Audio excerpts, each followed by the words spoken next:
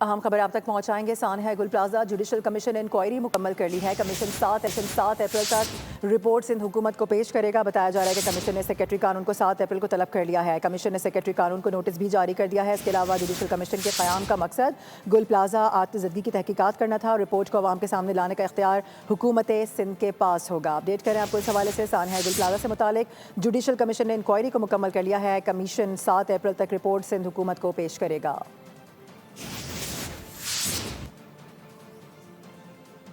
اسی حوالے سے مزید بات کریں گے. محمد کاشان ہمیں جوائن کر رہے ہیں.